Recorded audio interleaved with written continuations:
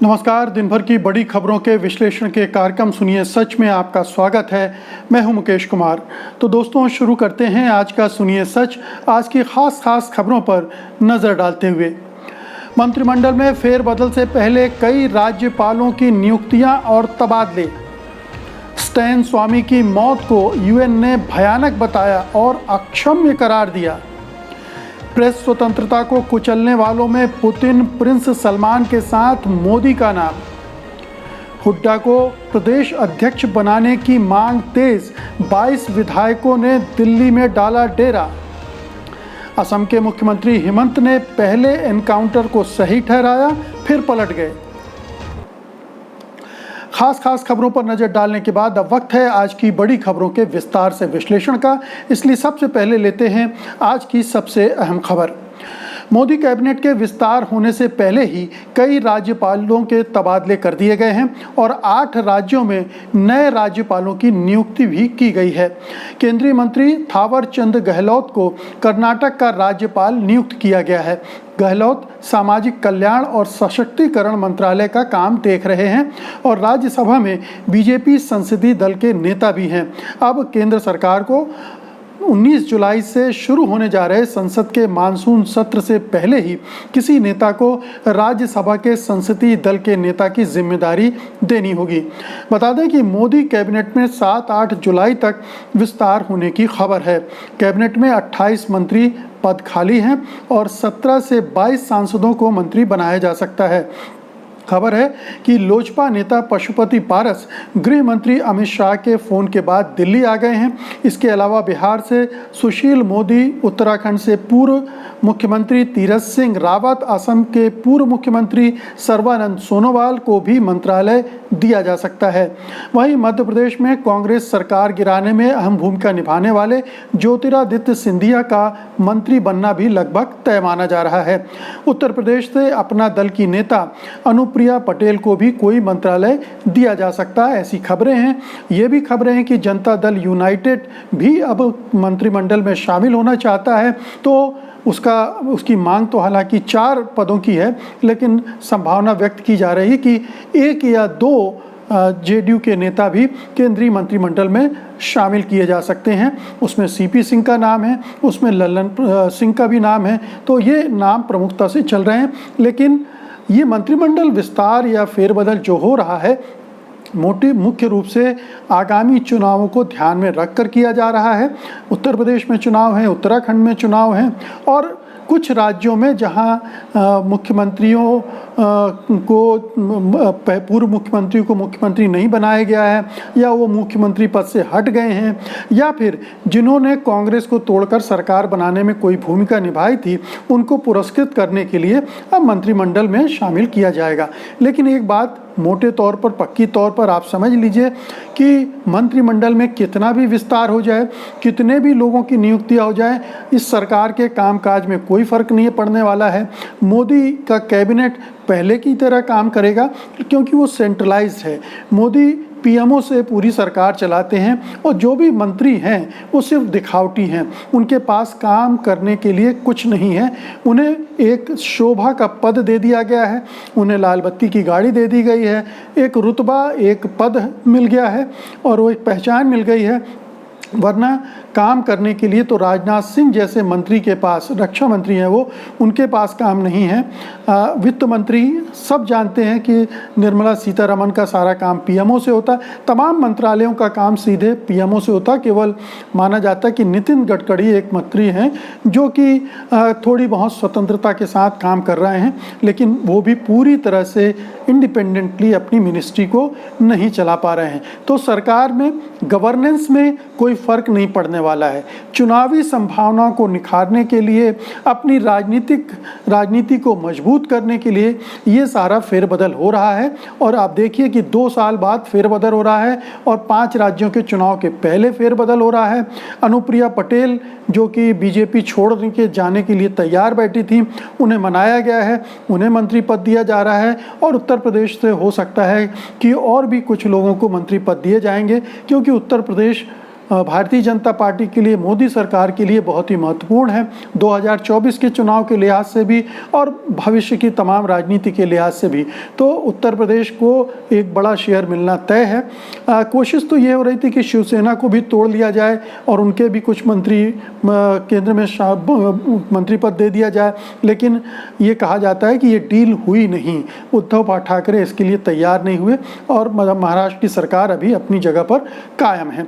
तो ये तमाम जोड़ तोड़, राजनीतिक दांवबाजी, खेल पुरस्कृत करना, दंडित करना, ये तमाम इस फेरबदल का मकसद है। इससे सरकार का कामकाज ना सुधरने वाला है ना बदलने वाला है। अगली खबर लेते हैं। संयुक्त राष्ट्र और यूरोपीय संघ के मानवाधिकार प्रतिनिधियों ने झारखंड के मानवाधिकार कार्यकर्ता फादर स्टैन स्वामी की पुलिस हिरासत में मौत को भयानक और त्रासद बताया है। उन्होंने स्टैन स्वामी को जेल में रखे जाने को अक्षम्य करार दिया है।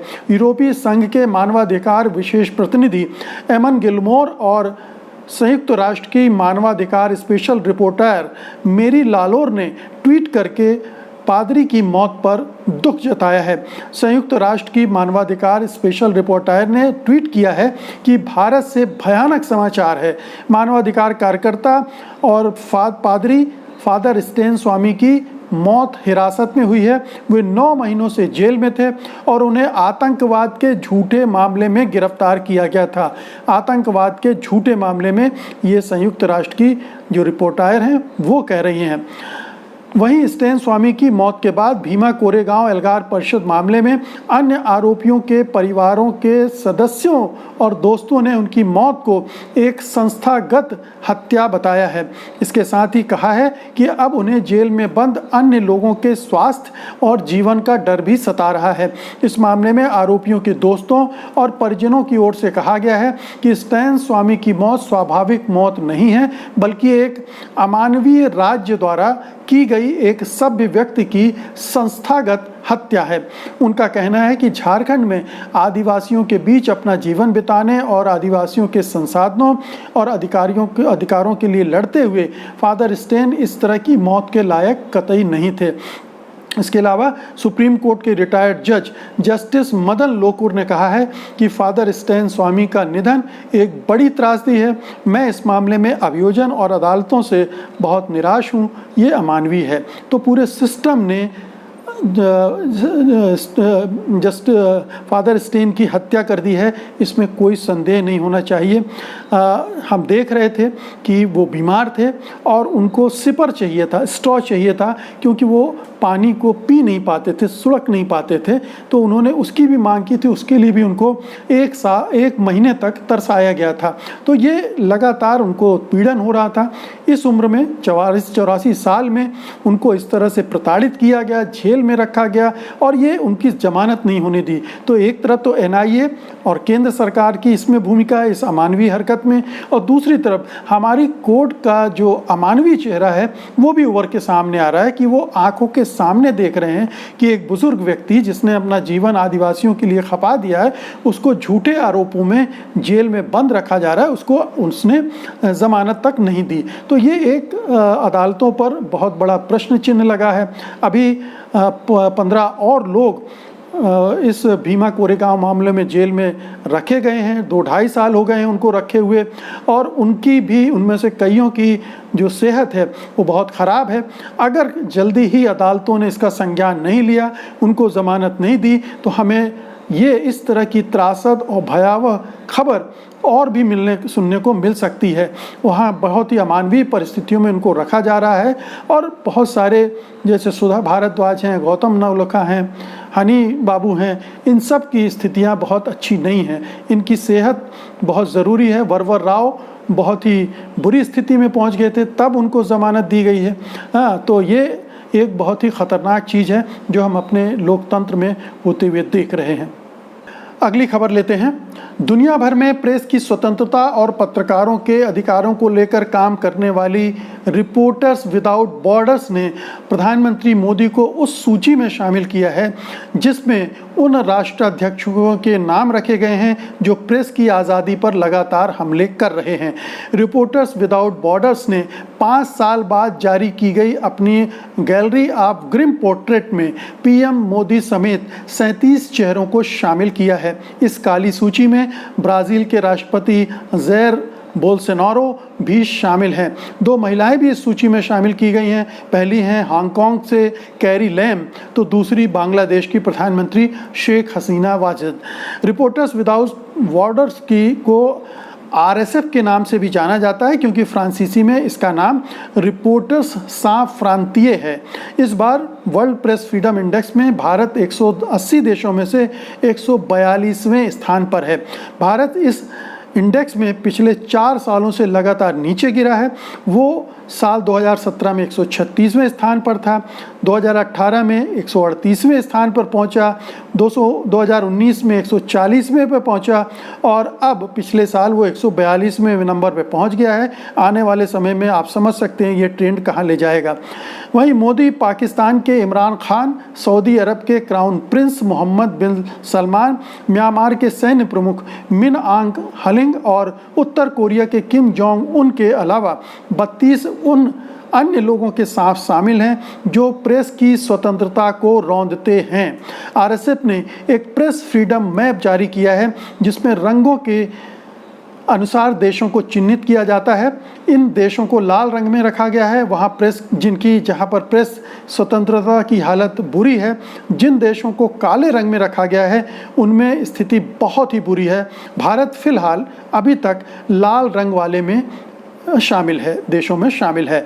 तो एक तरह से ये देखा जाए तो अंतर्राष्ट्रीय स्तर पर ये भारत की छवि को एक और गहरा आघात है, एक गहरी चोट है कि हमारे यहाँ मानवाधिकारों की हालत तो जो बदतर होती जा रही है। अभी हमने जो फादर स्टेम की बात की, स्वामी की बात की, वो एक अलग है। एक ये है कि कैसे लोकतंत्र पर हमला हो रहा है कि प्रेस की फ्रीडम सीधे लोकतंत्र की से जुड़ा हुआ है और जुड़ी हुई है और ये जो फ्रीडम है कैसे नष्ट की जा रही है। तो पूरे देश भी एक तरह से पूरा हिंदुस्तान इस काली सूची में शामिल हो गया है और हमारे प्रधानमंत्री उस कुख्यात सूची में शामिल हो गए हैं जिसमें पुतिन या मोहम्मद बिन सलमान या म्यांमार के जो नेता हैं सैनिक उनके साथ शामिल हो गए हैं जो कि एक तानाशाह के तौर पर देखे जाते हैं। तो उन सूची में प्रधानमंत्री नरेंद्र मोदी का शामिल होना अपने आप में बहुत बड़ी टिप्पणी है।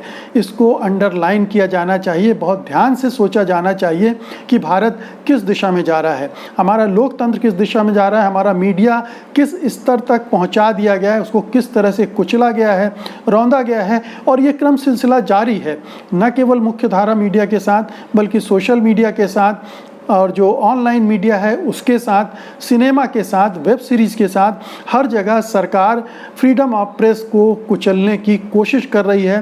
प्रेस फ्रीडम को वो नहीं चाहती कि फले फूले और उसका जो रिफ्लेक्शन है वो अंतर्राष्ट्रीय स्तर पर हमें नज़र आ रहा है। तमाम संस्थाएं हमारी जो प्रेस फ्रीडम है उसमें भारत की जो स्थान है वो लगातार नीचे गिरता जा रहा है और ये बहुत ही चिंता का विषय होना चाहिए।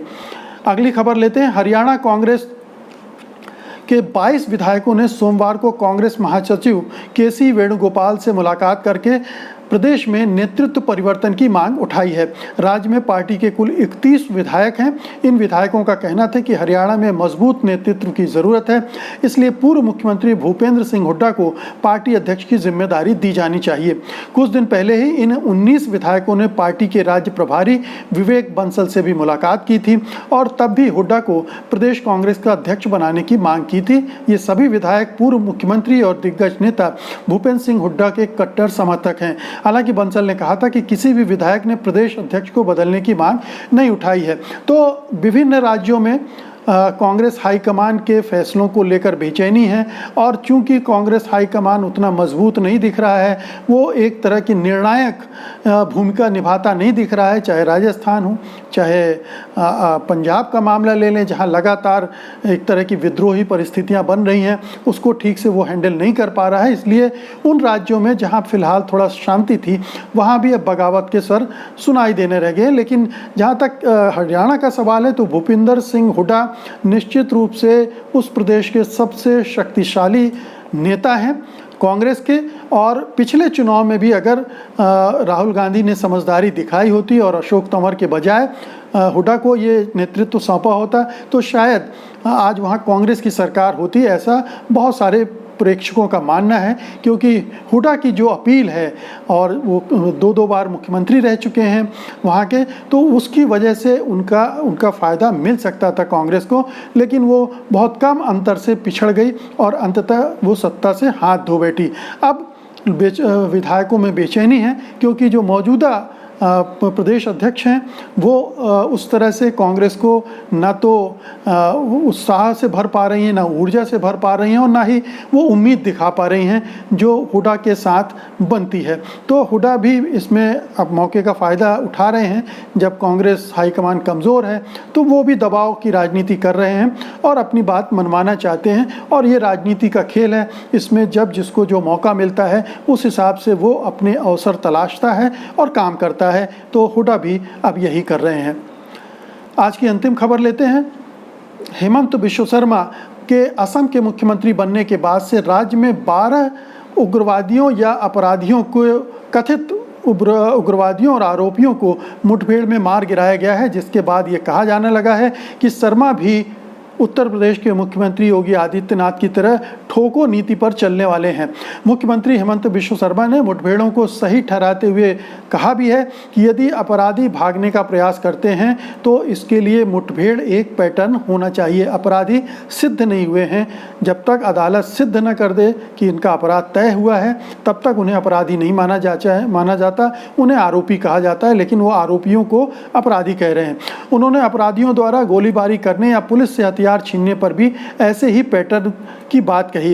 राज्य में हाल में हुई कई मुठभेड़ों को सही ठहराते हुए उन्होंने ऐसा बयान दिया है। असम के मुख्यमंत्री हेमंत बिश्व शर्मा पदभार संभालने के बाद राज्य के पुलिस स्टेशनों के प्रभारी अधिकारियों को पहली बार संबोधित कर रहे थे। इस दौरान उन्होंने महिलाओं के खिलाफ हिंसा पर कोई भी नरमी नहीं बरते जाने की पैरवी की है। पीटीआई की रिपोर्ट के अनुसार हेमंत बिश्व शर्मा ने कहा, जब कोई मुझसे पूछता है कि क्या राज्य में मुठभेड़ का पैटर्न बन गया है तो मैं कहता हूं कि यदि अपराधी पुलिस हिरासत से भागने का प्रयास करता है तो ये पैटर्न होना चाहिए। बाद में हेमंत बिश्व शर्मा को अपने विवादास्पद बयान का एहसास हुआ, इसीलिए उन्होंने मीडिया से कहा कि पुलिस को ऐसे किसी मुठभेड़ का अधिकार नहीं है। मुख्यमंत्री ने यहाँ तक कहा कि एक लोकतंत्र में अपराध का फैसला कानूनन किया जाना चाहिए। उन्होंने कहा कि ये मुठभेड़ तब होती जब कोई दूसरा रास्ता नहीं बचता है। तो हम देख रहे हैं कि असम के मुख्यमंत्री हेमंत बिश्व शर्मा धीरे धीरे पूरी तरह से योगी आदित्यनाथ के नक्शे कदम पर चल रहे हैं। वो जैसा जैसा उत्तर प्रदेश में कर रहे हैं ठीक उसको वो कॉपी कर रहे हैं, नकल कर रहे हैं, और एक तरह का पुलिस राज कायम करने की कोशिश कर रहे हैं, उसका आतंक स्थापित करने की कोशिश कर रहे हैं ताकि कोई विरोध की आवाज़ न उठाए, और जो विरोध की आवाज़ उठाए उसको कुचल दिया जाए। आपको याद ही होगा कि अखिल गोगोई को हाल में रिलीज़ किया गया है। उनको भी आवाज़ उठाने के वजह से पिछली सरकार में, जिसमें हेमंत बिश्व शर्मा एक महत्वपूर्ण ओहदे पर थे, सोनोवाल की सरकार थी और अमित शाह केंद्र में थे, इन सब ने मिलकर अखिल गोगोई को झूठे मामलों में फंसाया था एनआईए के जरिए, और तकरीबन 1.5 साल तक जेल में रखा ताकि वो जो बीजेपी है वो चुनाव जीत सके। उनकी अनुपस्थिति में वो रहेंगे तो चुनाव जीतना मुश्किल हो जाएगा। तो ये एक टैक्टिक्स है जो बीजेपी के तमाम मुख्यमंत्री अपना रहे हैं। बीजेपी की ये शासन की नीति का हिस्सा बन गए हैं कि आतंक क्रिएट करो, पुलिस का इस्तेमाल करो, एनआईए का और सीबीआई इनकम टैक्स वगैरह का इस्तेमाल करके लोगों को डरा कर रखो।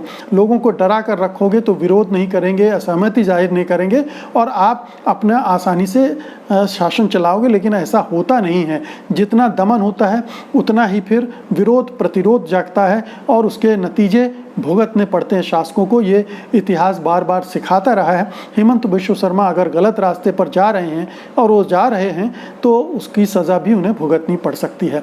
तो दोस्तों, ये थी आज की खास खबरें और उनका विश्लेषण। उम्मीद है कि आपने इन्हें पसंद किया होगा और आप इस वीडियो को लाइक भी करेंगे और बड़े पैमाने पर शेयर भी करेंगे ताकि ज़्यादा से ज़्यादा लोग इसे देख सकें। अब मुझे अनुमति दीजिए, कल मैं फिर हाजिर होऊंगा कल की खास खबरों के साथ उनके विश्लेषण के लिए। तब तक के लिए नमस्कार, जय हिंद। सत्य हिंदी का ऐप डाउनलोड करें गूगल प्ले स्टोर पर।